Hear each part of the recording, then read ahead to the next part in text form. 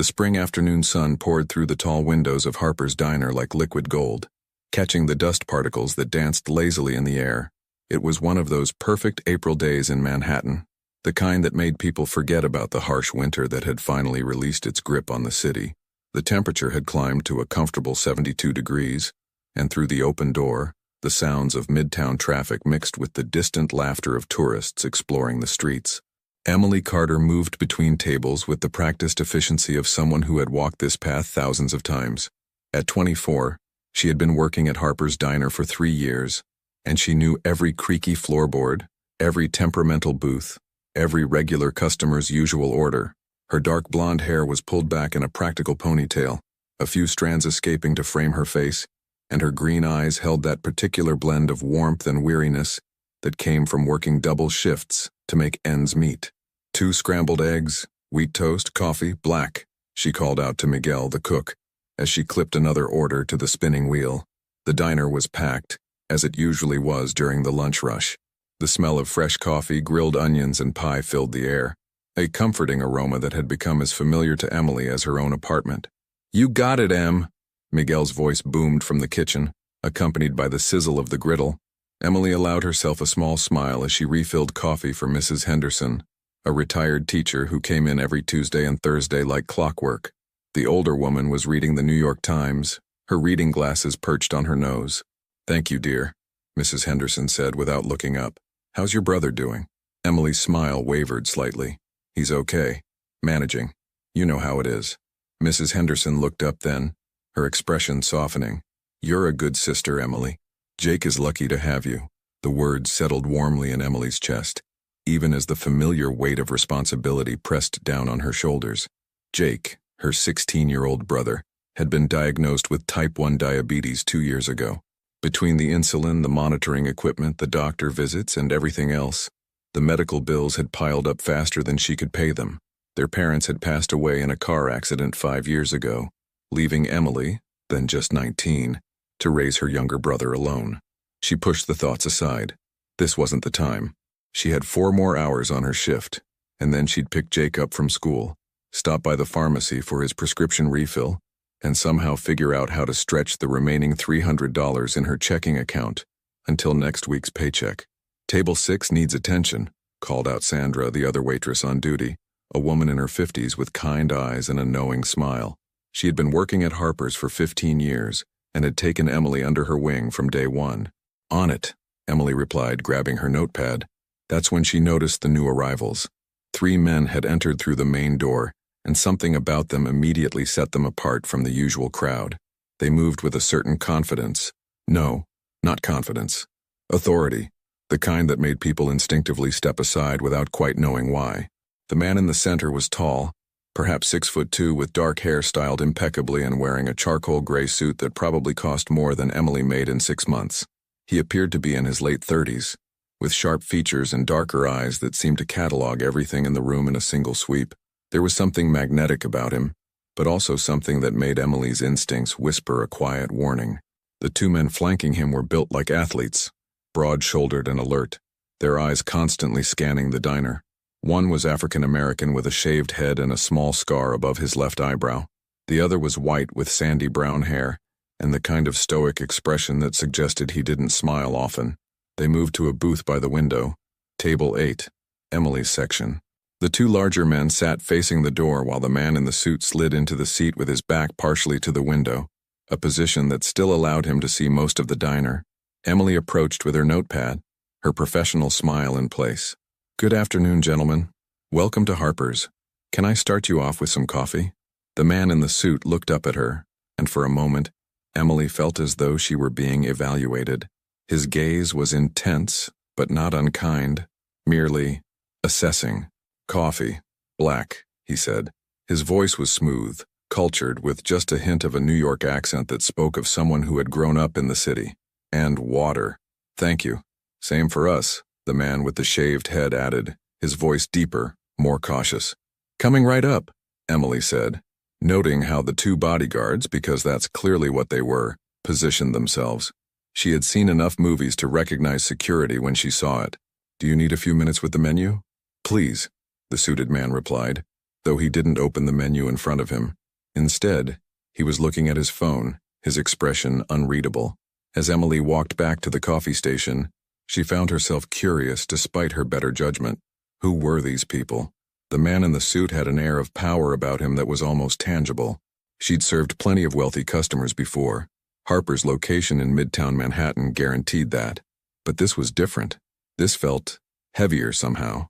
Careful with that one, Sandra murmured as she passed by with a tray of sandwiches. I've seen his type before. Rich, powerful, probably used to getting whatever he wants. I'm just serving him coffee, Sandra, Emily replied with a small laugh, but she felt the warning settle in her stomach. She returned to table 8 with 3 coffees and waters, setting them down carefully. Have you decided, or do you need another minute? I'll have the burger, medium, fries, the man in the suit said, still looking at his phone. Caesar salad, grilled chicken, said the bald man. Club sandwich, no tomato, added the other. Got it, Emily said, writing quickly. As she turned to leave, she heard the suited man speak quietly into his phone. We'll discuss the Brooklyn situation later. I need eyes on the warehouse by tonight. Yes, Marcus handles it personally. No mistakes this time. Emily walked away quickly, not wanting to eavesdrop. Whatever Brooklyn situation meant, it wasn't her business. She had enough problems of her own without getting curious about mysterious wealthy men and their cryptic conversations. The next 20 minutes passed in the usual rhythm of the lunch rush. Emily took orders, delivered food, refilled drinks, and cleared tables. The diner hummed with the ambient noise of conversation, clinking dishes and the occasional burst of laughter. Outside, Manhattan continued its endless dance, yellow cabs honking, pedestrians hurrying along sidewalks, street vendors calling out their wares. Emily delivered the food to table 8, noting that the 3 men ate efficiently but without rushing, their conversation low and impossible to overhear. The suited man, she had started thinking of him as the boss in her head, barely touched his burger, instead seeming more focused on whatever was happening on his phone. She was refilling Mrs. Henderson's coffee when something caught her eye. A glint. A small, precise point of red light that appeared on the window behind table 8, then tracked across the glass. Emily's heart skipped a beat as her brain tried to process what she was seeing. The red dot moved with deliberate precision, drifting across the window until it settled, steady and unmoving on the back of the suited man's charcoal jacket, right over where his heart would be. Time seemed to slow down. Emily's pulse thundered in her ears. She had seen enough action movies to know exactly what that red dot meant. Somewhere across the street, possibly on a rooftop or in an upper floor window, someone was aiming at the man in the suit. The red laser sight was as clear as a signature, as unmistakable as a declaration. She didn't think. Thinking would have taken too long. Thinking would have made her second guess, would have made her consider her own safety, would have paralyzed her with the weight of the decision. Instead, Emily acted on pure instinct. The same instinct that had made her jump into a subway track last year to help a man who had stumbled. The same instinct that had led her to break up a fight between 2 teenagers outside her apartment building. The same instinct that her mother used to call both her greatest strength and her most dangerous flaw. "Step back, sir," Emily shouted, her voice cutting through the ambient noise of the diner like a knife. She dropped the coffee pot, heard it shatter somewhere behind her, and launched herself forward. Her body collided with the suited man just as he began to turn toward her voice, confusion flickering across his features. Emily's momentum drove them both sideways out of the booth, and they tumbled together toward the floor. The window exploded. The sound was tremendous. A sharp crack followed immediately by the musical violence of breaking glass. Screams erupted throughout the diner. Emily felt the man's body beneath hers, solid and tense, as shards of glass rained down around them. She heard shouting, the scrape of chairs and tables being overturned, the chaos of panic spreading like wildfire through the crowded space. "Get down! Everyone down!" The bald bodyguard, Marcus, she remembered from the phone conversation, was on his feet, his hand inside his jacket. The other bodyguard had moved to shield them, his body a wall between the shattered window and where Emily and the boss had fallen. Emily's heart hammered so hard she thought it might break through her ribs. Her hands were shaking, her breath coming in short gasps. The suited man beneath her was absolutely still, his dark eyes locked on her face with an intensity that would have frightened her under any other circumstance. "Are you hurt?" he asked, his voice remarkably calm given that someone had just tried to. Emily's mind shied away from completing that thought. I don't think so," Emily managed, suddenly acutely aware that she was lying on top of a complete stranger in the middle of a disaster. Are you? No, he said softly. Then more firmly. Marcus, situation? Clear. They're gone. Checking perimeter, Marcus reported, speaking rapidly into a phone that had appeared in his hand. Units responding. 2 minutes out. The suited man, Vincent, she heard Marcus call him, gently but firmly moved Emily aside and stood up in one fluid motion, glass fragments sliding off his expensive suit. He extended a hand to help her up, and Emily took it automatically, her legs feeling unsteady beneath her.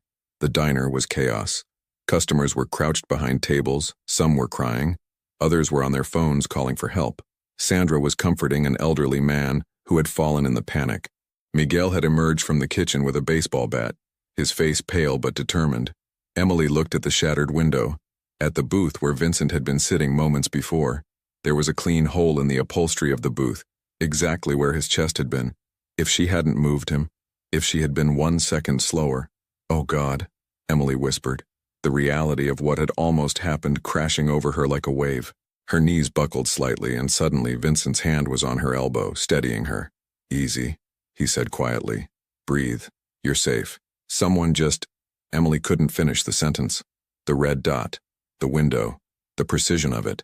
I know, Vincent said, and there was something in his tone, a weariness, almost a sadness, that suggested this wasn't the first time something like this had happened to him. You saved my life. Sirens wailed in the distance, growing louder. Emily looked up at Vincent's face, really seeing him for the first time. He was handsome in a severe way, with sharp cheekbones and a jaw that suggested he was used to making difficult decisions. But his eyes, those dark, intelligent eyes, held layers of complexity that made Emily think of deep water, beautiful and dangerous and unknowable.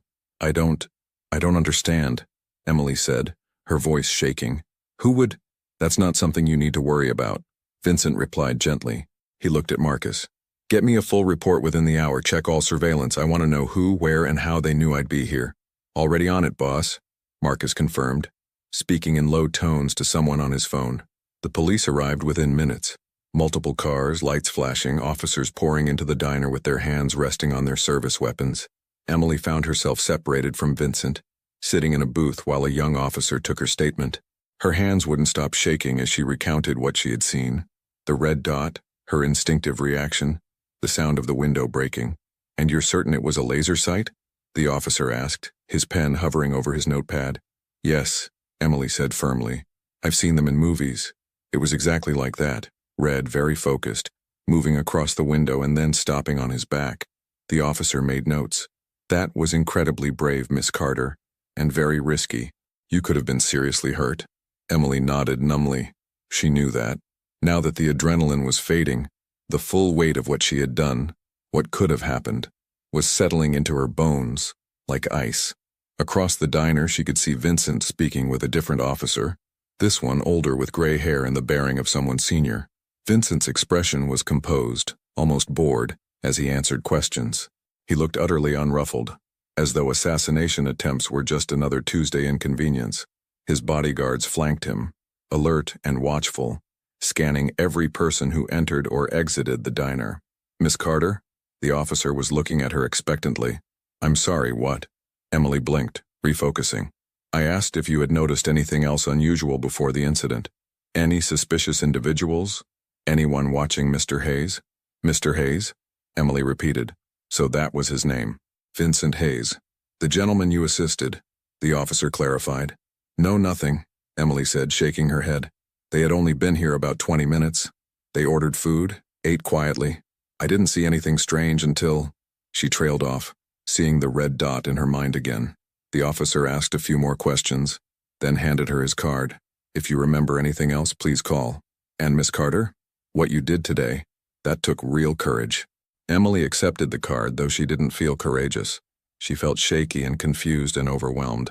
She wanted to call Jake to make sure he was okay, even though he was safely at school and had no idea any of this had happened. The diner slowly emptied as officers cleared the scene and customers were allowed to leave. Crime scene technicians arrived, photographing the booth, the window, collecting what Emily assumed was evidence. Sandra came over and wrapped an arm around Emily's shoulders. You scared 10 years off my life, girl, Sandra said, her voice thick with emotion. "But I'm proud of you.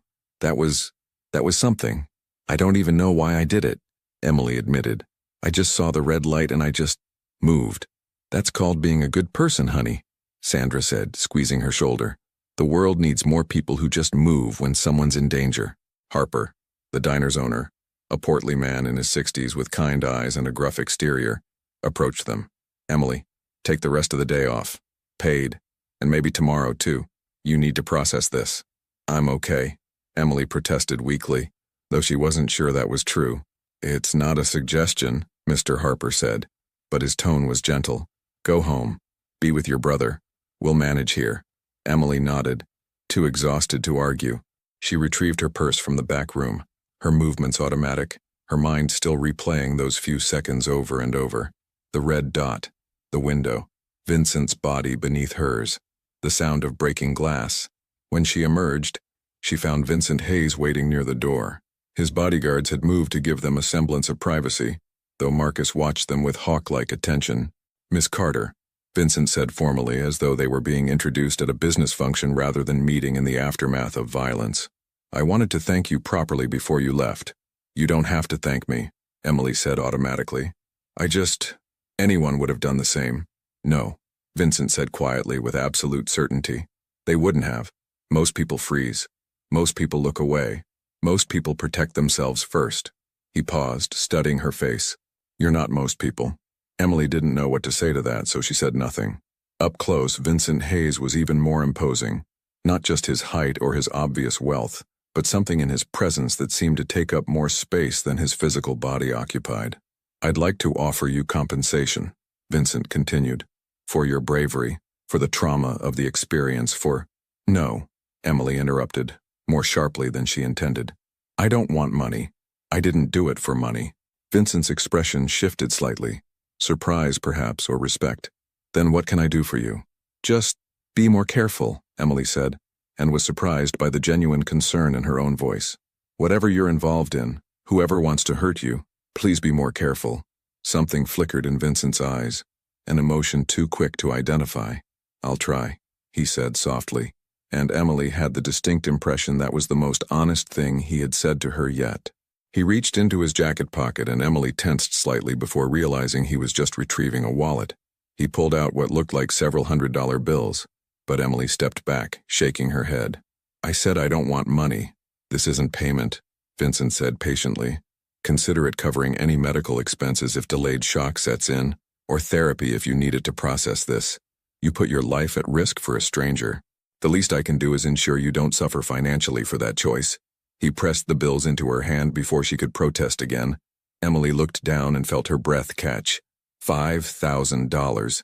He had just handed her $5,000 like it was pocket change. "I can't accept this," she said, trying to hand it back. "You already have," Vincent replied calmly. "If you don't want to use it yourself, give it to a charity, but you're not giving it back to me." He pulled out a business card from his wallet. Sleek, black with only a name and phone number embossed in gold. "If you remember anything else about today, or if anyone approaches you asking questions, call this number immediately." Emily took the card numbly, staring at it. Vincent Hayes, a 212 number, nothing else. "Why would anyone approach me?" Emily asked, a new thread of fear weaving through her exhaustion. "They won't," Vincent said firmly. "But if they do, I need to know. For your safety." The words hung in the air between them, heavy with implications Emily wasn't ready to unpack. Vincent gave her a nod, polite, final, and turned to leave. Marcus and the other bodyguard fell into step beside him, and within moments, they had disappeared into a black SUV that had been waiting at the curb. Emily stood on the sidewalk outside Harper's diner, the spring sunshine suddenly feeling too bright, too cheerful for what had just happened. She looked down at the money in her hand, more cash than she had held in years, and felt a complicated tangle of emotions she couldn't begin to sort through. Her phone buzzed. A text from Jake. "Did you remember to pick up my insulin refill?" Running low, reality crashed back in. The insulin, the pharmacy, the impossible juggling act of her actual life. Emily tucked the money carefully into her purse, alongside Vincent Hayes's mysterious black card, and started walking toward the subway station. She had saved a man's life today, A man who was clearly important, clearly wealthy, and, if her instincts were right, clearly involved in something dangerous. She should feel good about that. She had done the right thing, the brave thing. So why did she feel like she had just stepped onto a path she couldn't see the end of? The subway platform was crowded with afternoon commuters, and Emily let herself be absorbed into the familiar chaos of New York. But as she stood waiting for the train, she couldn't shake the feeling of Vincent Hayes's dark eyes studying her, assessing her, seeing something in her that she wasn't sure she wanted to be seen. The red dot, the window, the weight of his body beneath hers, the sound of breaking glass. Emily closed her eyes and tried to breathe through the sudden tightness in her chest. Tomorrow she would go back to work. Tomorrow she would return to her normal life. Tomorrow this would just be a story she told at parties, an incredible moment that would fade into memory like all moments eventually do. But somehow, standing on that subway platform with $5,000 in her purse and a black business card burning like a brand against her phone, Emily knew that nothing was going to be normal again. The train arrived, its doors opening with a pneumatic hiss. Emily stepped inside, finding a seat in the corner where she could watch the other passengers without being obvious about it. As the train lurched into motion, carrying her through the dark tunnels beneath Manhattan, she pulled out her phone and looked at Vincent Hayes's card one more time. Then, before she could second-guess herself, she tucked it carefully into her wallet, not throwing it away, not leaving it behind, but keeping it, just in case. After all, Emily thought as the train rocketed through the darkness, everyone needs someone they can call in an emergency.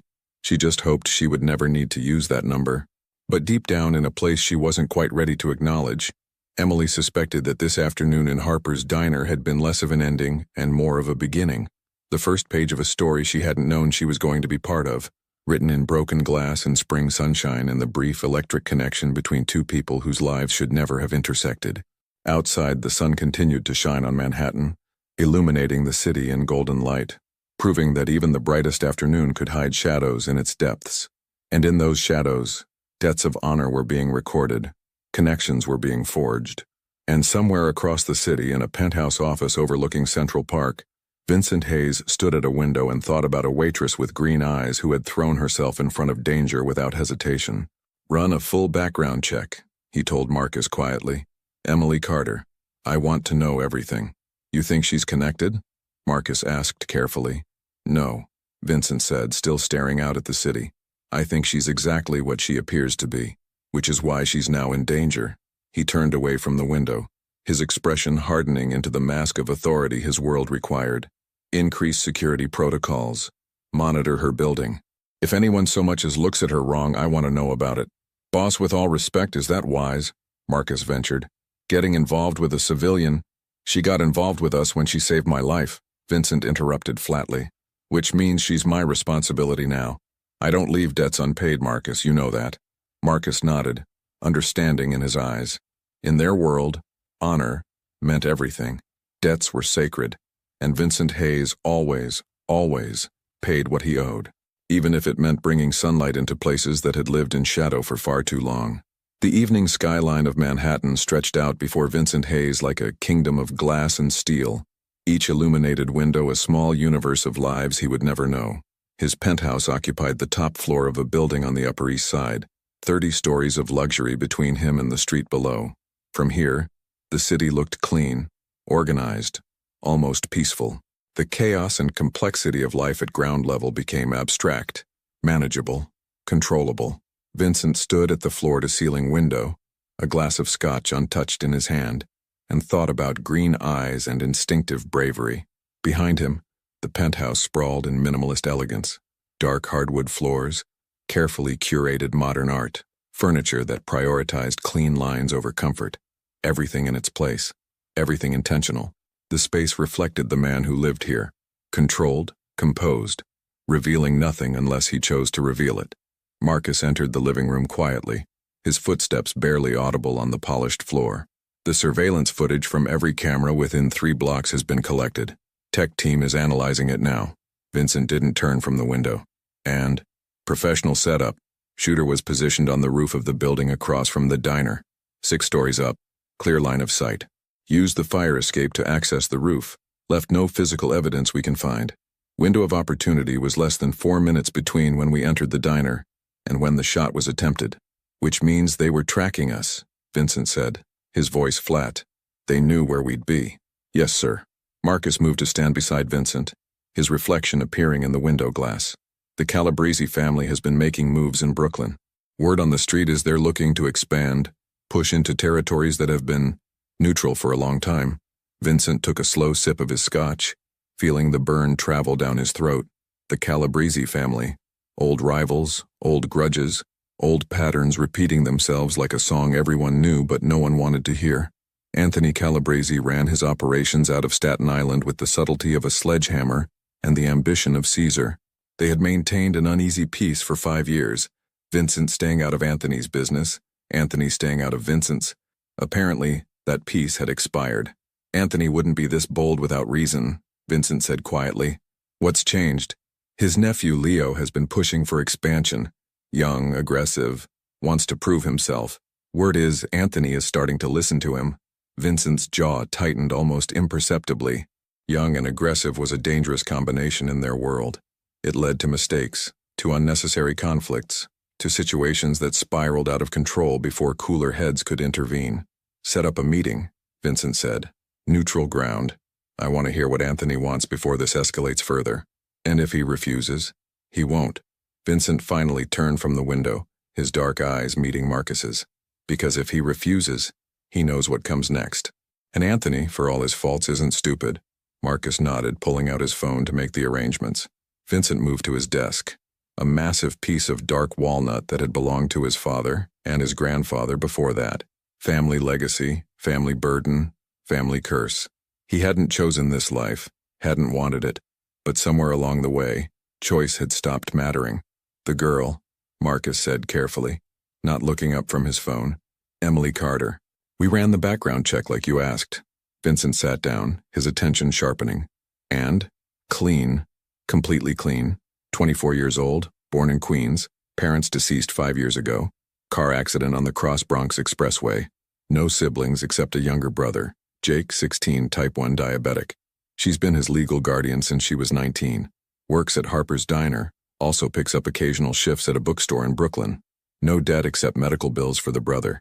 No criminal record, not even a parking ticket. She volunteers at a community center on weekends, teaches literacy classes to immigrants. Vincent absorbed this information silently. It confirmed what he had already suspected. Emily Carter was exactly what she appeared to be.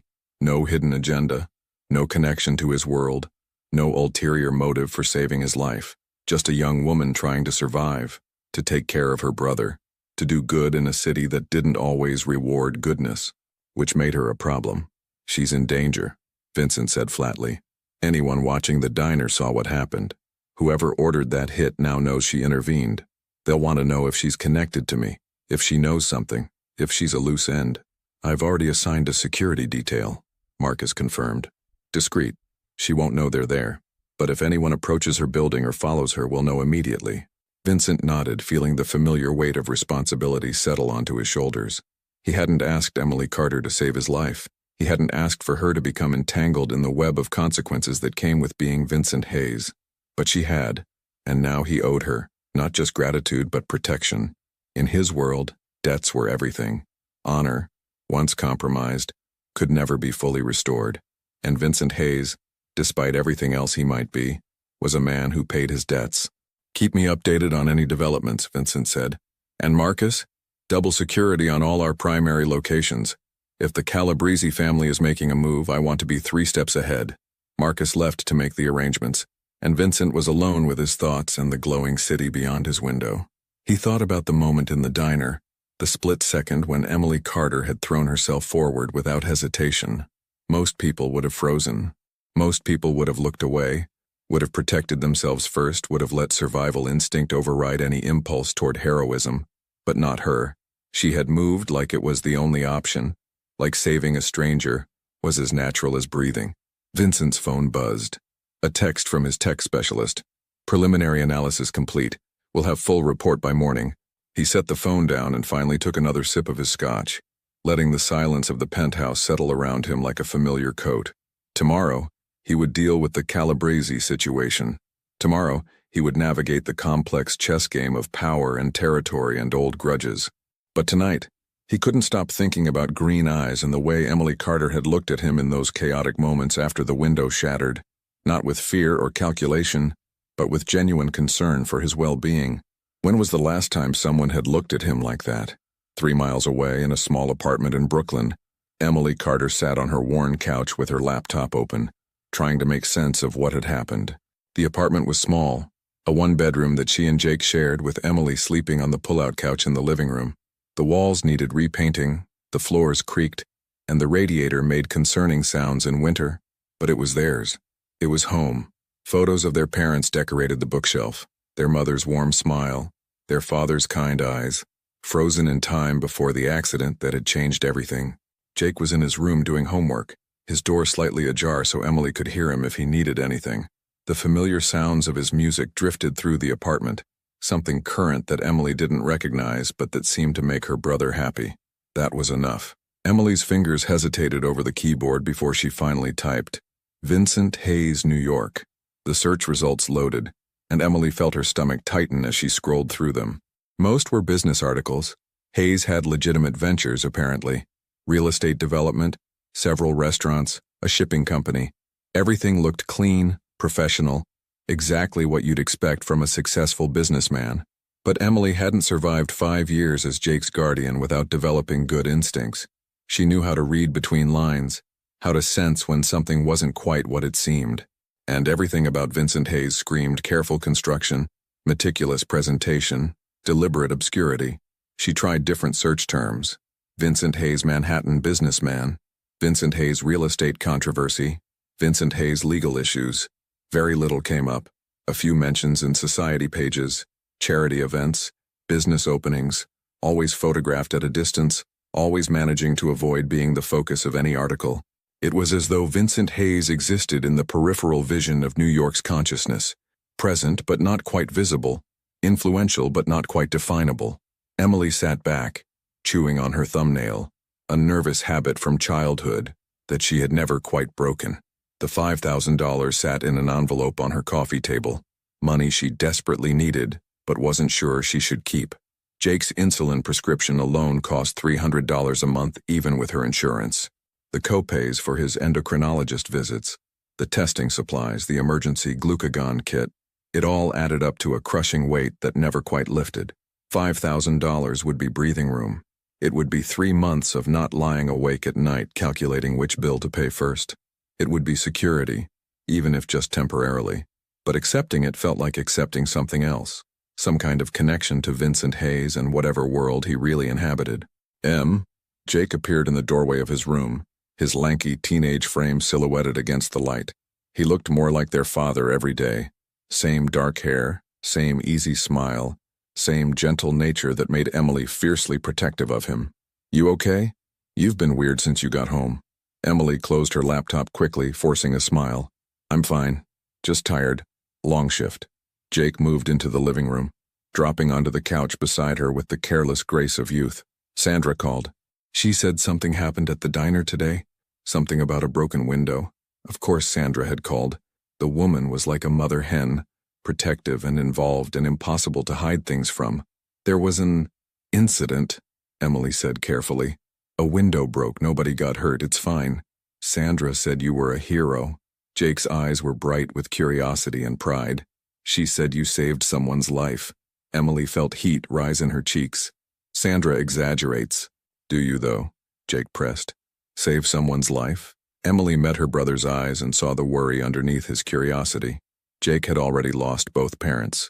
The thought of losing his sister, too, the only family he had left, must terrify him, even if he'd never say it out loud. I helped someone who was in danger, Emily said softly. But I'm fine. I promise. Nothing happened to me. Jake studied her face for a long moment. That uncanny ability teenagers had to see through adult deflection. You're not telling me everything. I'm telling you everything you need to know, Emily replied, which wasn't a lie but wasn't quite the truth either. Which is that I'm okay, you're okay, and everything is going to be fine. Jake didn't look entirely convinced, but he nodded and retreated to his room. Emily listened to his door close, then opened her laptop again. This time she searched for news about the incident itself. Several local news sites had already posted stories. Shooting incident in Midtown Manhattan. Window shattered at popular diner. No injuries reported in afternoon incident. No injuries reported. That was because of her. Because she had moved fast enough, had seen the red dot, had acted instead of freezing. Emily scrolled through the articles, noting what they didn't say. No mention of who the target had been. No mention of a potential motive. No mention of anything that might help her understand why someone would want to hurt Vincent Hayes. Her phone rang, making her jump. Unknown number. Emily stared at the screen, her heart rate picking up. Unknown numbers never meant good news. They meant debt collectors or robocalls or... She answered. Hello? Miss Carter? The voice was male, unfamiliar, with a slight accent she couldn't place. Emily Carter? Who is this? Emily asked, her grip tightening on the phone. A friend. Someone who wants to make sure you're safe. A pause. You did something very brave today. Very foolish, but very brave. Emily's mouth went dry. I don't know what you're talking about. Yes, you do. The voice was patient, almost kind. You saved a man's life. Vincent Hayes's life. That makes you interesting to certain people. People who might want to ask you questions. I don't know anything, Emily said quickly, standing up and moving toward Jake's door, some instinct making her want to check on him. I just saw someone in danger and reacted. That's all. That's what makes you valuable, the voice replied. Your innocence, your lack of connection. But here's what you need to understand, Miss Carter. Innocence doesn't protect you in this situation. It makes you vulnerable. What do you want? Emily whispered, her hand on Jake's doorknob. She could hear his music still playing. He was fine. He was safe. I want you to be careful. Very careful. Vincent Hayes exists in a world with rules you don't understand. By saving him, you've entered that world, whether you meant to or not. And in that world, debts matter. Connections matter. Perceptions matter. I don't want to be part of any world, Emily said firmly. I just want to be left alone. Then you should probably leave New York, the voice said, and there was genuine regret in the tone. Because as long as you're here, as long as you're visible, you're a question mark, and question marks make people nervous. The line went dead. Emily stood frozen in her living room, phone pressed to her ear, listening to the empty silence. Her hands were shaking. Her breath came in short gasps. Who was that? How did they get her number? What did they want? She checked on Jake. He was lying on his bed with his headphones on, completely oblivious to anything wrong. Good. He didn't need to know about this. He didn't need to be scared. Emily returned to the living room and picked up the black business card Vincent Hayes had given her. Just a name and a number, embossed in gold on expensive cardstock. She had tucked it in her wallet, not quite ready to throw it away. Some instinct telling her she might need it. That instinct had been right. She dialed the number with shaking fingers. It rang twice before a familiar voice answered. Miss Carter. Not a question. He had known it was her. Someone just called me, Emily said without preamble. They knew my name. They knew what happened today. Her voice broke slightly. They said I'm in danger. Where are you? Vincent's voice was sharp, focused with an undercurrent of something that might have been anger. Home. My apartment in Brooklyn. My brother is here. He's fine, but... Don't leave, Vincent interrupted. Don't go anywhere. I'm sending someone to you now. They'll stay outside your building tonight. Make sure you're safe. I don't want your guards, Emily protested. I just want to understand what's happening. What's happening, Vincent said, his voice taking on a harder edge, is that you saved my life this afternoon and now certain people are trying to understand why. They're trying to determine if you're connected to me, if you know things you shouldn't know, if you're a threat or an asset or just collateral damage. The clinical way he said collateral damage made Emily's blood run cold. I'm not any of those things. I'm just a waitress who saw someone in danger. I know that. You know that. But they don't know that yet, which is why you need protection until this situation is resolved. And how long will that take? Emily asked, sinking onto her couch, suddenly exhausted. I don't know, Vincent admitted, and the honesty in his voice was somehow more frightening than a lie would have been. But I promise you, Miss Carter, Emily, I will resolve this. You saved my life. The least I can do is ensure that decision doesn't destroy yours. Emily closed her eyes, trying to process everything. This morning her biggest concern had been whether she could afford to buy Jake the new sneakers he needed for gym class. Now she was being offered protection by a man who clearly operated in a world she didn't understand, from threats she couldn't see. I don't even know who you really are, Emily whispered. Silence on the other end of the line, heavy with unspoken truths. Then, I'm someone who keeps his word. I'm someone who pays his debts. And I'm someone who will make sure you and your brother stay safe. That's all you need to know right now. It wasn't an answer, but it was something. Emily nodded, even though he couldn't see her. Okay. My associate Marcus will be outside your building within 20 minutes. He'll be in a black sedan. If you need anything at all, you call this number, day or night. Understood? Understood, Emily echoed. Good. Try to get some rest, Emily. Tomorrow we'll talk more. Tomorrow I'll explain what you need to know. The line went dead, and Emily sat in her small living room, surrounded by the familiar comfort of home that suddenly felt much less safe than it had this morning. Through the thin walls, she could hear her neighbor's television, the couple upstairs arguing about something trivial, the ambient sounds of Brooklyn life continuing as though nothing had changed. But everything had changed. She had stepped into someone else's story this afternoon, and now she couldn't find her way back to her own. Emily got up and checked the locks on her door, the regular lock, the deadbolt, the chain she had installed herself last year when there had been break-ins in the building, all secure, all in place, all suddenly feeling completely inadequate. She made Jake dinner, pasta with the jarred sauce he liked, garlic bread from the freezer. They ate together at their small kitchen table, and Emily tried to focus on his stories about school, about his friends, about the upcoming history test he was worried about. Normal things, safe things, the comfortable rhythm of their life together. But part of her mind was elsewhere, replaying the phone call, the warning, the way Vincent Hayes had said collateral damage, like it was just another term in a language she didn't speak. After dinner, after Jake had gone to bed, Emily stood at her window and looked down at the street below. True to Vincent's word, a black sedan was parked across the street, a figure visible in the driver's seat. Watching, protecting, a reminder that her world had expanded in ways she hadn't asked for and didn't know how to navigate. Her phone buzzed. A text from an unknown number. Marcus, I'm outside. You're safe. Get some rest. Emily texted back. Thank you. She started to put the phone down, then hesitated. One more search. She typed, Calabrese family, New York. The results were more revealing than her searches for Vincent Hayes. The Calabrese family had been in New York for generations, with roots tracing back to Sicily. There were old newspaper articles about investigations that never quite resulted in charges, about business dealings that skirted the edge of legality, about a family that operated in the shadows of the city's consciousness. Emily's hand trembled as she closed the laptop. She thought about the red laser dot, about the precision of that attempted shot, about the world she had glimpsed when Vincent Hayes's carefully maintained facade had cracked for just a moment in the diner. She thought about Jake sleeping peacefully in the next room, completely unaware that his sister had somehow become entangled in something dark and complex and dangerous. And she thought about Vincent Hayes in his penthouse somewhere in Manhattan, surrounded by wealth and power and secrets, owing a debt to a waitress from Brooklyn who just wanted to keep her brother safe and make it through each day without catastrophe. Outside, Marcus sat in his black sedan and watched Emily's building with the patience of a man who had spent years watching, waiting, protecting. His phone buzzed with updates from the tech team, from Vincent, from the various pieces of Vincent's organization that were now focused on keeping one innocent woman safe from consequences she didn't deserve. Across the city, in a much less elegant apartment in Staten Island, other people were having different conversations about Emily Carter. Her name was being repeated, analyzed, investigated. Questions were being asked, plans were being made.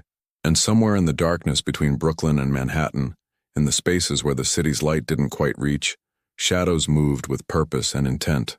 The spring night was cool and clear, the kind of evening that made New York feel almost peaceful. But Emily Carter lay awake in her pull-out bed staring at the ceiling, listening to Jake's steady breathing from the next room and knowing that peace was an illusion. She had saved a man's life this afternoon.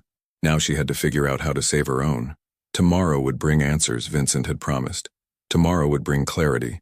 But tonight brought only questions, and the knowledge that the red dot she had seen in Harper's diner was just the beginning of something much larger, much more complex, much more dangerous than a simple act of heroism should have triggered. Emily finally drifted into an uneasy sleep around 2 in the morning, her dreams filled with broken glass and dark eyes and shadows that moved with human intelligence through the bright spring afternoon. And in his penthouse, Vincent Hayes stood at his window and looked out over the city he knew in all its complexity, its beauty and its darkness, its opportunities and its dangers, its capacity for both redemption and ruin. He had been saved by an angel today. Now he had to figure out how to keep that angel from getting her wings burned in the hell he called home. The black SUV moved through the pre-dawn streets of Brooklyn like a shadow, its tinted windows revealing nothing of the passengers inside. Emily sat in the back seat, her hand clasped tightly around Jake's, watching the familiar landscape of their neighborhood slip away in the darkness. Her brother's backpack rested at his feet, hastily packed with clothes, his diabetes supplies, his laptop for schoolwork, everything they might need for what Vincent had called a few days. Emily didn't believe it would only be a few days. Marcus drove with calm efficiency, his eyes constantly checking the mirrors, while another man, introduced only as David, sat in the passenger seat, similarly alert. The whole situation felt surreal, like she had fallen into someone else's life and couldn't find her way back to her own. "Where are we going?" Jake asked for the third time, his voice holding that edge of anxiety that always made Emily's protective instincts flare. He had already tested his blood sugar twice since they left the apartment, a nervous habit when he was stressed. "Somewhere safe," Emily repeated, squeezing his hand. "Just for a little while, until things settle down." "What things?" Jake pressed. You're scaring me. What's going on?" Emily looked at Marcus in the rearview mirror, silently pleading for help. "How did you explain to a 16-year-old that his sister had accidentally gotten entangled with dangerous people? How did you make that sound reasonable, manageable, temporary?" "Your sister did something very brave yesterday," Marcus said, his deep voice surprisingly gentle. "She helped someone who needed it. But sometimes when you help people, it creates complications. We're just making sure those complications don't affect you too while they get sorted out." It was a diplomatic answer, revealing nothing while sounding reassuring. Jake didn't look entirely convinced, but he nodded and leaned his head against Emily's shoulder, something he hadn't done since he was 12, before he decided he was too old for such displays of affection. The gesture made Emily's heart ache. This was exactly what she had tried to avoid for 5 years, bringing danger or instability into Jake's life. He had already lost so much. He deserved normalcy, safety, the boring predictability of a teenager's existence. Instead, he was being driven through the darkness to an undisclosed location because his sister had seen a red laser dot and acted on instinct. They left the city behind, crossing into Westchester County as the sky began to lighten with the first hints of dawn. The landscape changed from urban density to suburban sprawl to something more rural. Large properties separated by stone walls and dense trees, houses set back from winding roads, the kind of wealth that valued privacy above all else. Marcus turned onto a private road marked only by a number on a discreet sign. The SUV climbed a gentle hill, passed through an open gate that closed automatically behind them, and emerged into a clearing where a house stood bathed in the soft light of early morning. It wasn't a mansion, but it was far beyond anything Emily had ever imagined living in.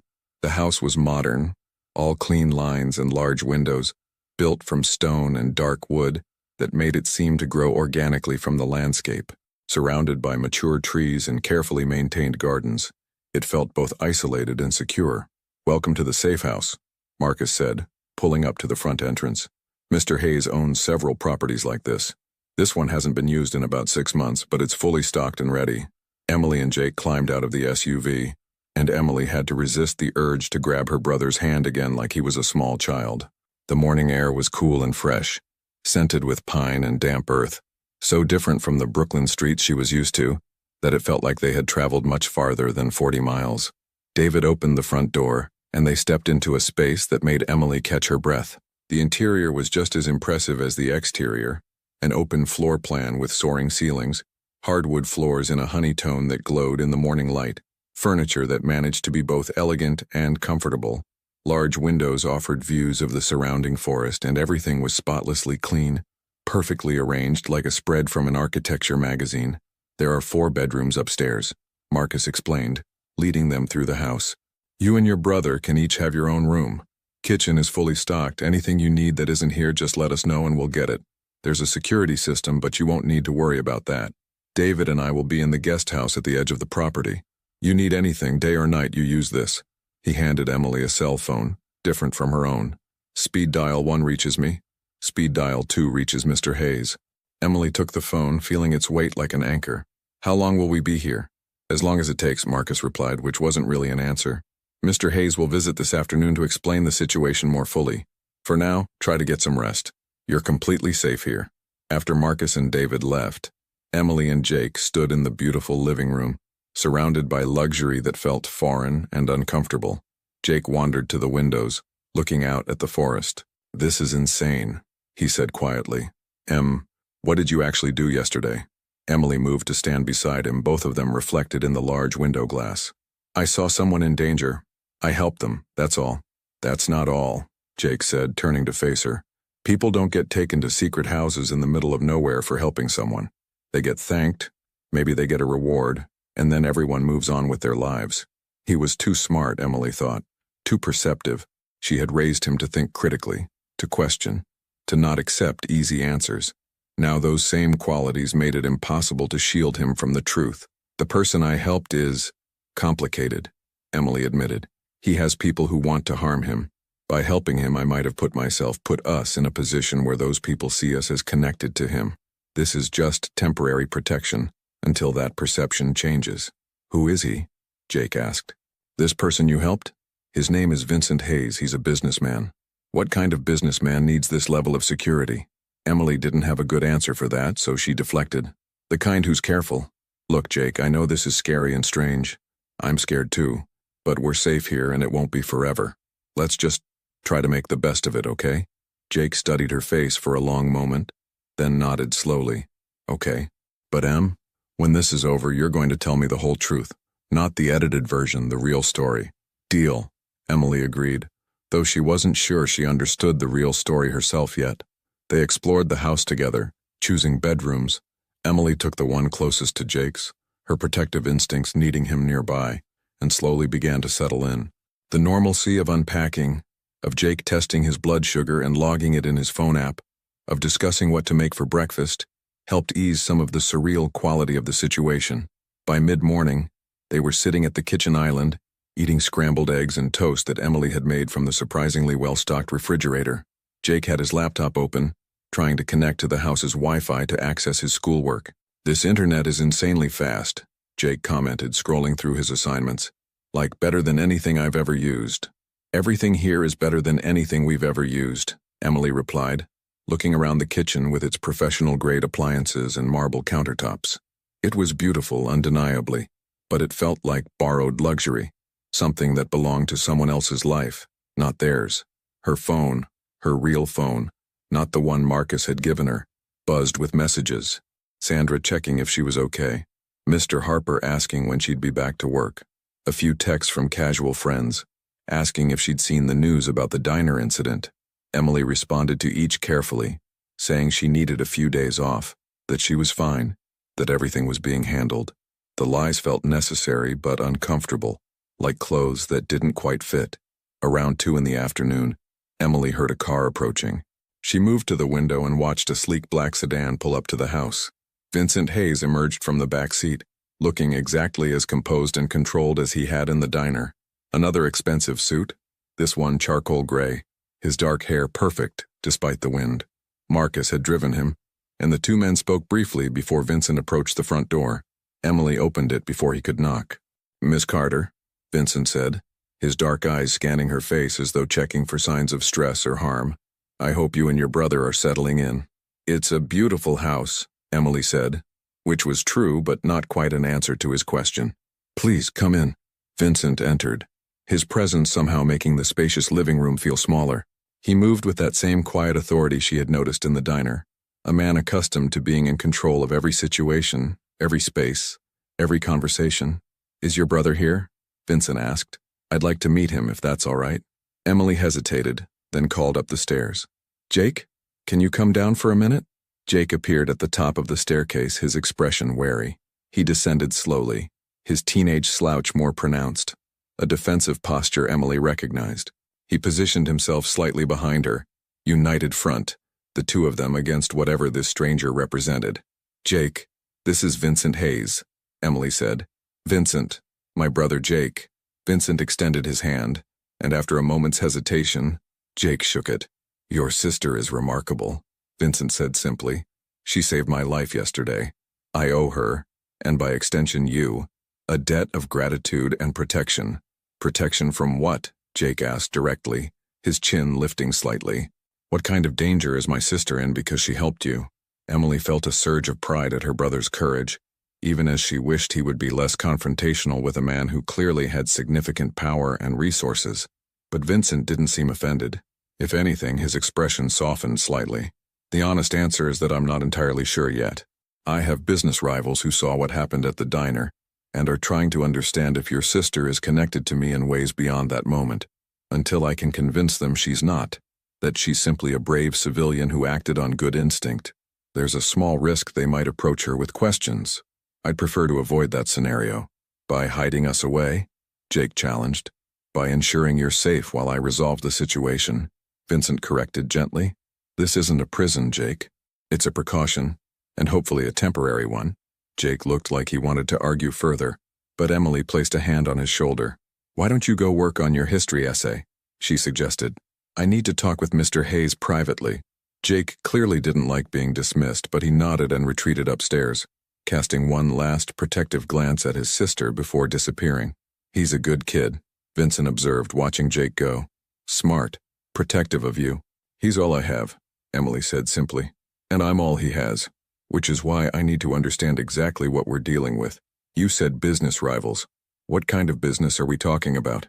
Vincent moved to the windows, looking out at the forest beyond, his hands in his pockets. For a moment he was silent, and Emily wondered if he would deflect or offer some sanitized version of the truth. I run several legitimate businesses, Vincent began. Real estate development, restaurants, import-export operations. But I also facilitate connections. I solve problems for people who need discretion. I operate in spaces where the legal and the practical don't always align perfectly.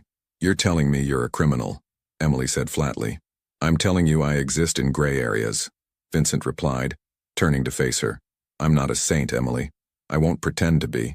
But I'm also not the monster you might be imagining. I have rules.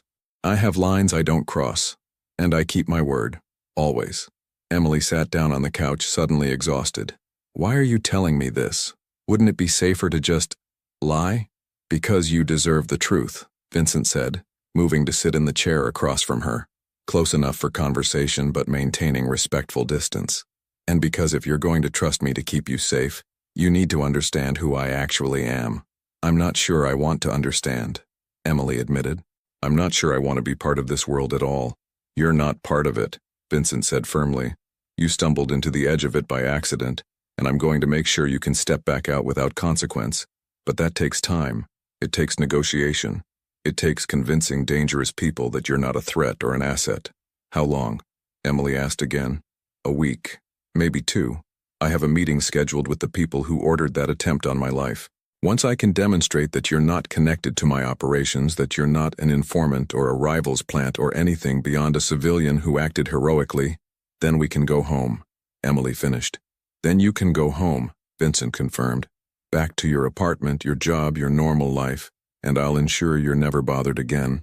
It sounded simple, but Emily had learned that simple explanations usually hid complex realities. And what happens if you can't convince them?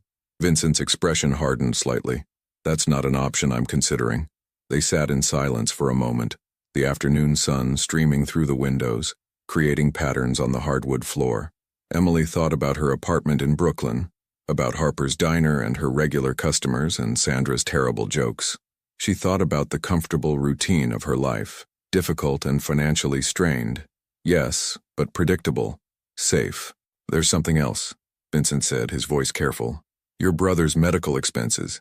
The diabetes treatments, the supplies, the doctor visits. I've arranged for all of it to be covered, retroactively for the past year, and going forward for as long as he needs it. Emily's head snapped up. What? No, absolutely not. It's already done, Vincent said calmly. The payments have been made. Your medical debt has been cleared.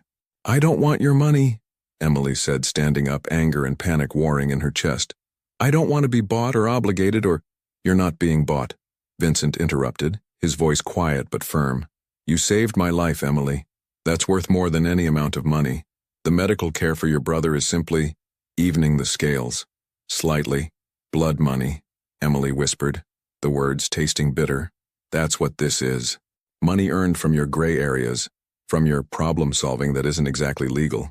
Vincent stood as well, and for the first time since she met him, Emily saw something like hurt flash across his features. Is money earned honestly in a corrupt system really cleaner than money earned pragmatically in a broken one? Your brother needs care.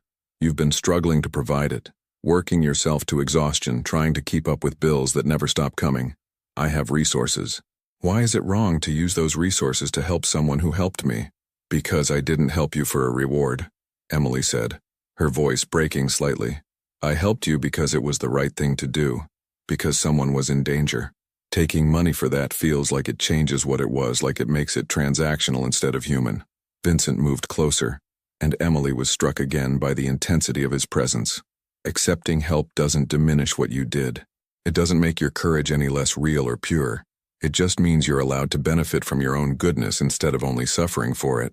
Emily wanted to argue, wanted to maintain her moral high ground, but the practical part of her mind, the part that had been calculating bills and juggling payments for 5 years, whispered that he was right. Jake's insulin alone cost thousands of dollars a year. The testing supplies, the emergency medications, the quarterly endocrinologist visits that their insurance only partially covered. She had been drowning in those expenses, making impossible choices about which bills to pay first, which necessities to delay, and Vincent Hayes was offering to simply make it go away. I can't accept this, Emily said, but her voice lacked conviction. You already have, Vincent replied gently. The payments are made. Refusing them now doesn't undo them, it just means the money sits unused while your pride keeps you struggling. Is that really what you want? Emily closed her eyes, feeling tears prick behind her eyelids. When had she last cried? Not at their parents' funeral when she had to be strong for Jake. Not during the long nights calculating impossible math with their bills. Not during any of the countless moments when the weight of responsibility had threatened to crush her. But now, faced with unexpected help from an unexpected source, something in her threatened to crack. Why do you care? She whispered. You don't know me. You don't owe me anything beyond maybe a thank you and ensuring I'm safe. Why does my brother's medical care matter to you? Vincent was quiet for a long moment. When he spoke, his voice held an emotion Emily couldn't quite identify. Because I understand what it means to be responsible for someone else's life, when you're barely old enough to be responsible for your own. Because I know what it's like to make impossible choices with insufficient resources. And because, he paused, seeming to choose his words carefully, because kindness should be rewarded, not punished. You were kind. You shouldn't have to suffer for it. Emily opened her eyes and found Vincent watching her with an expression she had never seen on his face. Something vulnerable, something almost lonely. For just a moment she saw past the expensive suit and the controlled demeanor and the dangerous world he inhabited, and saw a man who had his own history, his own scars, his own reasons for being who he was. Thank you, Emily said finally, the words feeling both inadequate and necessary. I don't agree with how you earned that money and I don't understand your world, but thank you for caring about Jake's health. That means everything. Vincent nodded, some of the tension leaving his shoulders. You're welcome. A sound from upstairs, Jake moving around in his room, his music drifting down through the house. Normal teenager sounds in an abnormal situation. He likes history, Emily said, suddenly wanting to talk about something simple, something safe. Jake, he's fascinated by World War II. The political complexities, how one decision led to another until suddenly the whole world was at war. Cause and effect, Vincent said. The butterfly effect on a global scale. Exactly. Emily managed a small smile. He wants to be a history professor someday. Teach college students, do research, write papers about obscure treaties and diplomatic failures. Very normal, very safe dreams. You're a good sister, Vincent observed. Keeping those dreams possible. I'm trying, Emily replied. That's all I can do. Try to give him chances I didn't have, opportunities our parents would have wanted for him. They talked for another hour, careful conversation that stayed away from Vincent's business and Emily's fear, focusing instead on neutral topics. Vincent asked about Jake's schooling, about Emily's work at the diner, about the neighborhood where they lived. He was surprisingly easy to talk to, Emily discovered. When he wasn't being enigmatic or controlling, when he let his guard down slightly, he was intelligent and thoughtful and unexpectedly kind. By the time Vincent left, the afternoon sun was beginning its descent toward evening. He paused at the door, looking back at Emily. I know this situation isn't ideal, he said, and I know you didn't ask for any of this. But I promise you, Emily, I will fix it. You'll go home, your brother will stay safe and healthy, and this will become just a strange memory. You have my word. Why does your word matter? Emily asked, genuinely curious. In your world, isn't everyone constantly breaking promises, betraying each other? Vincent's expression became distant, his eyes focusing on something Emily couldn't see. In my world, your word is the only currency that truly matters. Money can be replaced, territory can be regained, business can be rebuilt, but reputation, honor, once that's lost, it's gone forever. I keep my promises, Emily. Always. After he left, Emily stood at the window watching the sedan disappear down the private road. Behind her, Jake came downstairs, appearing at her shoulder. So? He asked. What did he say? He said we'll be safe, Emily replied. And I think I believe him. You like him, Jake observed. That uncanny teenage ability to see through adult pretenses striking again. I don't know him, Emily corrected. And what I do know is complicated. But you like him anyway, Jake pressed. I can tell. You get this look when you talk about him, like you're trying to solve a puzzle. Emily turned away from the window, ruffling her brother's hair in a gesture he tolerated because he knew it comforted her. Come on, let's figure out what to make for dinner in this absurdly fancy kitchen. Maybe we'll actually use one of those 5 different types of pans hanging on that rack. They spent the evening cooking together, Jake helping Emily navigate the professional-grade appliances while quizzing her about whether the stove's precise temperature controls would affect the Maillard reaction in the chicken they were making. Normal sibling interactions in an abnormal setting. But later, after Jake had gone to bed and Emily sat alone in the living room with only the soft lighting and the sound of night creatures outside, she let herself think about Vincent Hayes more carefully. He was dangerous. That much was clear. He operated in worlds she didn't understand, made decisions she probably wouldn't approve of, lived by rules that didn't match the simple moral framework she had tried to maintain. But he was also honorable, in his own way. He kept his word. He protected those who helped him. He looked at her with dark eyes that saw more than she wanted to reveal. And against all logic and better judgment, Emily found herself wanting to understand him better, to solve the puzzle Jake had identified, to discover who Vincent Hayes really was beneath the expensive suits and careful control. Outside in the darkness, Marcus sat in the guest house monitoring security feeds, while David patrolled the perimeter with quiet efficiency. The property was locked down, secure, protected, but security couldn't protect Emily from her own growing curiosity about the man who had crashed into her life with the force of a bullet she had barely deflected. In Manhattan, Vincent stood at his penthouse window once again, his untouched scotch catching the city lights. He was thinking about green eyes and practical ponytails and a woman who had refused his money because accepting help felt like it might compromise her integrity. When was the last time he'd met someone who valued integrity over survival? Marcus reports they're settled in. His assistant informed him over the phone. No issues. The kid is protective but adapting. Good, Vincent replied. Keep me updated on any changes. He ended the call and continued staring at the city, thinking about Emily Carter and the debt he owed her. A debt that was starting to feel like something more complicated than simple obligation. In the forest surrounding the safe house, an owl called out into the darkness. Inside, Emily finally drifted toward sleep, her last conscious thought a question she didn't have an answer for.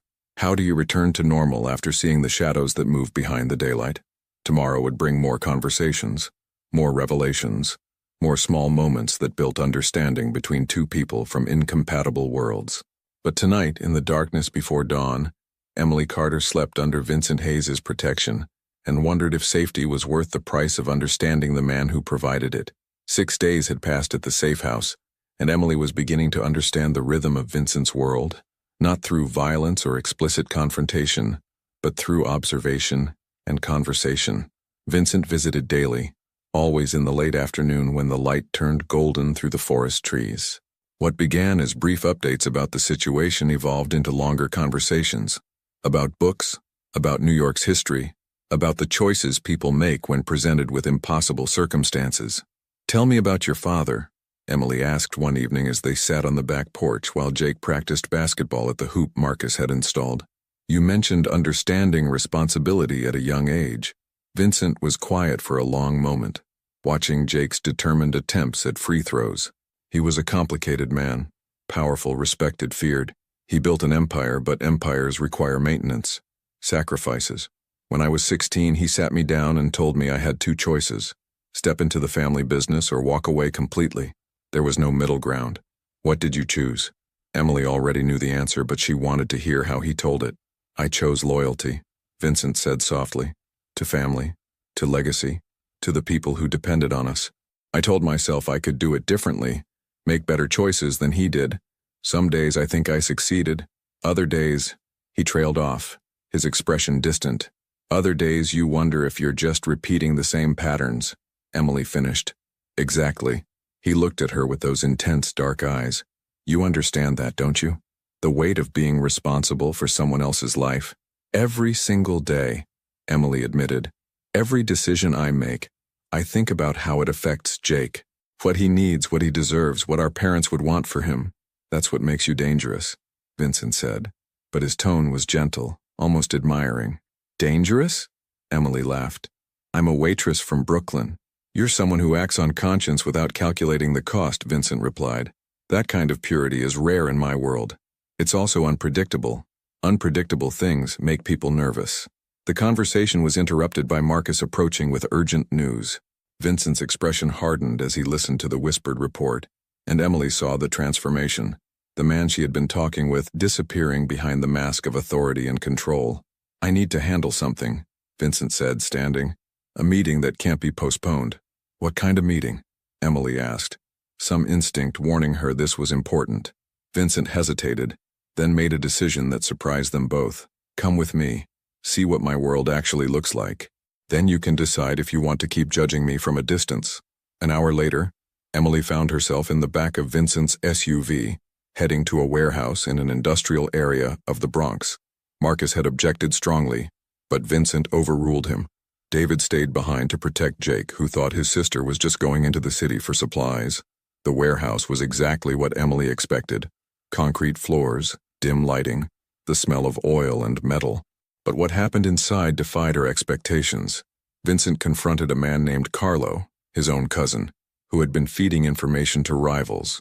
But instead of the dramatic confrontation Emily had imagined from movies, it was a sad, quiet conversation about betrayal and family and the choices that destroy relationships. You were like a brother to me, Vincent said, his voice heavy with disappointment rather than anger. I trusted you with everything. Carlo's face was a mask of shame and defiance. You had everything handed to you. The business, the respect, the power. Some of us had to fight for scraps. So you endangered everyone? Put innocent people at risk? Vincent gestured toward Emily. She saved my life, Carlo. She has nothing to do with our world. And because of your information leaking to the Calabrese family, she's in danger. Carlo looked at Emily, and something like regret crossed his features. I never meant for civilians to get involved. But they did, Vincent said quietly. That's what happens when you act without thinking through consequences. That's the difference between us, Carlo. I always think through the consequences. The resolution was anticlimactic. Carlo was given money and told to leave New York, to start over somewhere else. No violence, no drama, just the quiet dissolution of a relationship that had been built over decades and destroyed in moments. In the car afterward, Emily was silent, processing what she had witnessed. Not what you expected? Vincent asked. No, Emily admitted. I expected, I don't know, something more dramatic, more dangerous. Most of my work is exactly that boring, Vincent said. Negotiations, conversations, finding solutions that let everyone save face. Violence is inefficient. It creates more problems than it solves. But you're prepared for it, Emily observed. I saw how Marcus and the others positioned themselves. You expected trouble. I always expect trouble, Vincent confirmed. It's how I stay alive. But expecting it and wanting it are different things. They stopped for coffee at a diner, not Harper's, but similar enough to make Emily feel a pang of homesickness for her normal life. As they sat across from each other in a worn booth, Vincent's phone buzzed repeatedly with updates. The Calabrese situation is resolving, he said, reading the messages. With Carlo gone and proof that he manipulated both sides, Anthony is willing to meet, to find a peaceful resolution. Which means we can go home? Emily asked, hope rising in her chest. Soon, Vincent promised. A few more days to ensure everything is properly settled. But yes, Emily, soon you can go home. The relief Emily felt was complicated by something else. A strange reluctance to leave, to return to a world where Vincent Hayes didn't visit every afternoon, where their conversations didn't stretch into evening, where she didn't get to see the man behind the reputation. "I should thank you," Emily said quietly, "for letting me see this, for trusting me with whatever this is." "You trusted me with your brother's safety," Vincent replied. "Seems fair to trust you with the truth of who I am." Their eyes met across the table, and Emily felt that electric connection again, the same one she had felt in the diner when she had thrown herself forward to save him. Recognition, understanding, something that transcended logic or circumstance. Vincent's phone rang. Marcus, his expression urgent. "We need to return to the safe house. Now." The drive back was tense, Vincent making quiet calls while Marcus pushed the SUV faster than was safe. When they arrived, they found David had handled an incident. 2 men had approached the property, asking questions about who was staying there. David had turned them away, but the message was clear. They had been found. Vincent's expression was ice as he ensured Emily and Jake were safe, as he coordinated increased security, as he made calls that would address this new threat. Emily watched him work, saw the machine of his organization activate with precision and efficiency, and understood fully for the first time the scope of his power. But she also saw how carefully he ensured Jake wasn't frightened, how gently he explained the new security protocols, how seriously he took their protection. Later that night, after Jake had finally fallen asleep, Emily found Vincent standing on the back porch, staring into the dark forest. "I'm sorry," he said without turning around. "I thought we had more time. I thought I had convinced them you weren't important." "Maybe I am important," Emily replied, moving to stand beside him. "Just not in the way they think." Vincent looked at her then, really looked at her, and Emily saw something in his eyes that made her breath catch. Vulnerability, longing, fear. "Emily," he said quietly, "you're the first person in 20 years who's looked at me and seen someone worth saving. That makes you more dangerous to me than any rival, any threat, any business complication could ever be. Because I make you want to be different?" Emily guessed. "Because you make me believe I could be," Vincent replied, and the honesty in his voice was devastating. They stood together in the darkness, 2 people from incompatible worlds, connected by a moment of bravery and sustained by growing understanding. Tomorrow would bring new challenges, new decisions, new consequences, but tonight they had this. The quiet acknowledgement that something had shifted between them, something that couldn't be undone or ignored or explained away as circumstance, something real in a world built on shadows. The morning Vincent came to take them home, Emily woke to find Jake already packed, his backpack waiting by the door. 2 weeks at the safe house had passed, 2 weeks of protection, conversation, and the slow dissolution of the walls between 2 incompatible worlds. "Ready?" Vincent asked when he arrived, and Emily noticed the subtle change in him. The tension that had lined his shoulders was gone. His expression, while still controlled, held something softer. "The situation is resolved?" Emily asked as they loaded into the SUV. "Anthony Calabrese and I reached an understanding," Vincent confirmed. "With proof that Carlo manipulated both our organizations, we've agreed to maintain our boundaries. You're no longer a question mark to them. You're just a civilian who acted heroically. Nothing more." The drive back to Brooklyn felt both too long and too short. Emily watched the familiar streets appear, her neighborhood coming into focus like a photograph developing. Their apartment building stood exactly as they'd left it, unchanged while everything else had transformed. Marcus helped carry their bags upstairs, did a security sweep of the apartment, then left them with a final reminder. "If you need anything, the number still works." After he left, Jake disappeared into his room, and Emily stood in their small living room feeling like a stranger in her own home. Everything was the same, the worn couch, the photos of their parents, the creaky floor, but she had changed in ways she was still discovering. Her phone rang. "Vincent, are you settled?" he asked. "As much as possible," Emily replied, moving to the window that overlooked their street. "It's strange being back, like I traveled somewhere very far away and returned to find everything frozen in time." "I know the feeling," Vincent said quietly. "Emily, I want you to know, the medical coverage for Jake continues. Permanently. That's not negotiable." "Vincent, let me finish," he interrupted gently. "You saved my life. You showed me that there are still people in this world who act on pure instinct to help others. That's worth more than money can measure.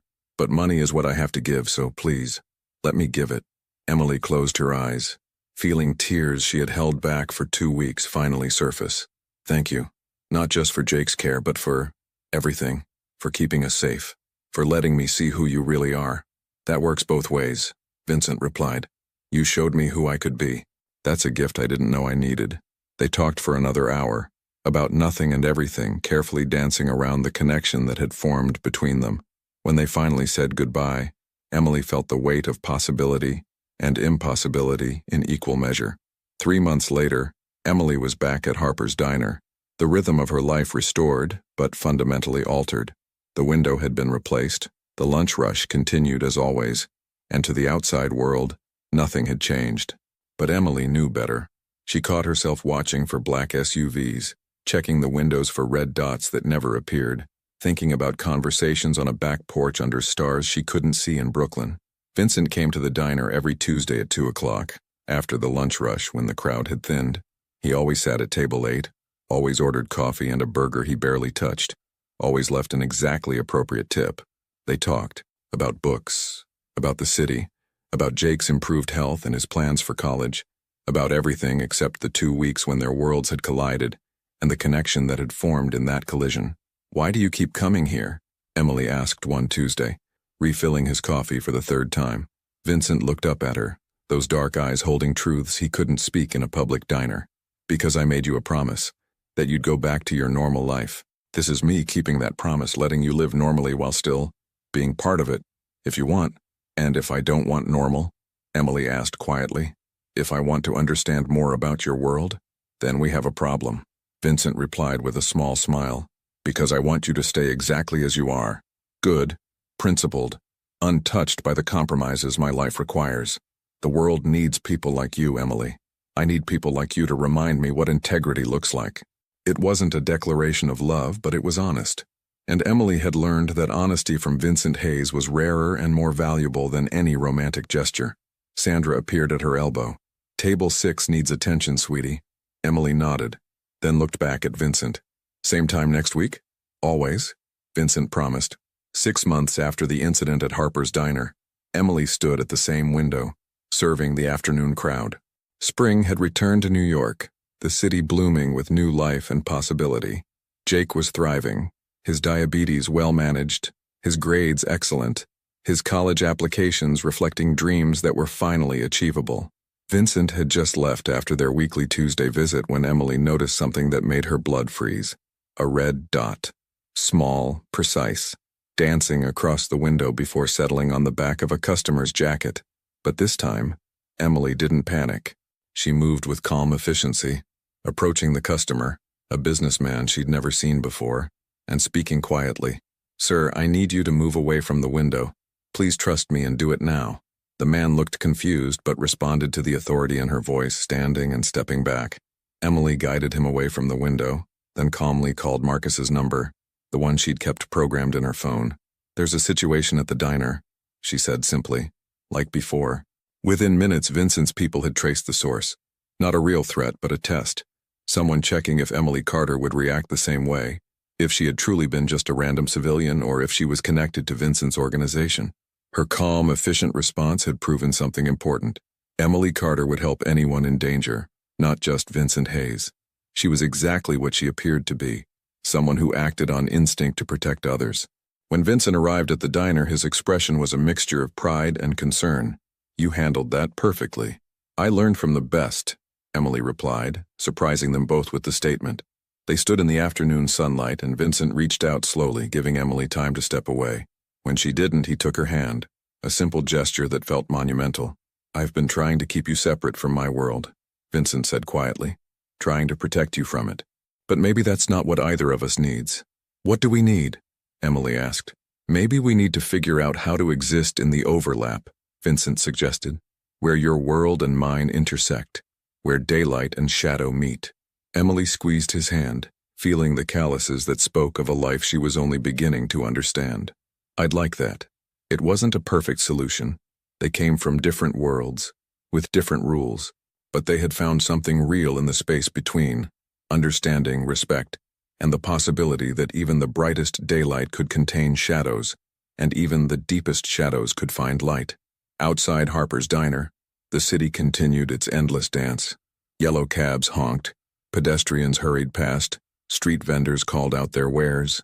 New York, unchanged and ever-changing, indifferent to the small moments that transform individual lives.